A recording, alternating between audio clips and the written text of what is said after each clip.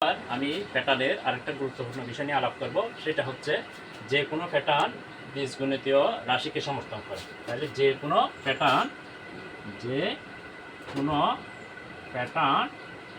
বীজ গণিতীয় রাশিকে সমর্থন করে। তাহলে আমরা দেখব যে কোনো প্যাটার্ন বীজগণিতীয় রাশিকে সমর্থন করে। তাহলে এটা কিভাবে, একদম সহজ একটা হিসাব। এটা জানলে আমরা যে কোনো পদের সমষ্টি, কারণ আমাদের প্যাটার্ন মধ্যে একটা, দুইটা, তিনটা বা চারটা, পাঁচটা সংখ্যা দেওয়া থাকে, তারপর বলে যে 60তম পদের সমষ্টি বাহির করো বা 100তম পদের সমষ্টি বাহির করো, 130তম। তাহলে আমাদের এই যে বীজগণিতের রাশিকে প্রমাণ করতে হবে। তাহলে আমি সহজে এবং খুব ছোটোভাবে কীভাবে বীজগণিতের রাশিকে সমর্থন করে এই বিষয়টা নিয়ে আলাপ করবো।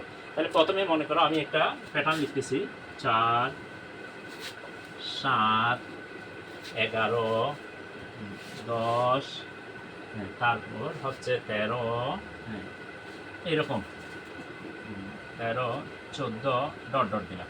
তাহলে এটা মনে করো একটা প্যাটার্ন। একইভাবে আমরা বিভিন্নভাবে দিতে পারি।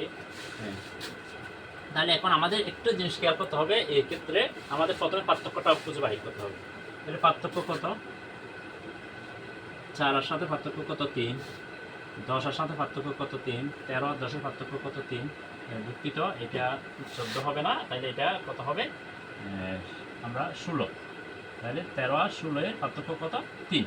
তাহলে এরকম প্রতিবার একটা সমান পার্থক্য, নির্ধারিত একটা নিয়ম থাকবে প্যাটার্ন। এটাই হচ্ছে মূলত প্যাটার্নের বৈশিষ্ট্য। তাহলে এখন আমরা প্রতিবার ক্ষেত্রে পার্থক্য কত হচ্ছে? 3। আমরা সব সময় এটার সাথে হিসাব করব। তাহলে এটার সাথে আমরা যদি সে কি 100তম পদ বাহির করতে চাই, 3 গুণ 100, তাহলে কত? যোগ 1।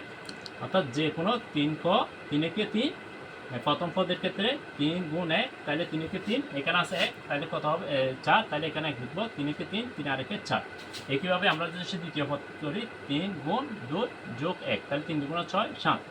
চতুর্থ পদ করলে 3 গুণ, তৃতীয় পদ করলে 3 গুণ 3 1, তাহলে 3 তারিখে 9, 10। একইভাবে আমরা 3 4 12 যোগ 1 13, 3 5 15 যোগ 1 16, এইভাবে। তাহলে আমরা এটার তম পদের একটা সূত্র হয়ে যায় 3 ক যোগ 1।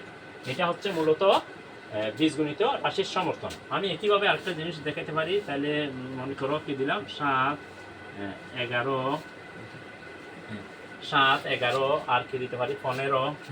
Very good, 15। তারপর দিতে পারি কত? 19। 19, তারপর কত দিতে পারি? 23, মনে করে এভাবে দিলাম। তাহলে এখন প্রতিবার পার্থক্য কত?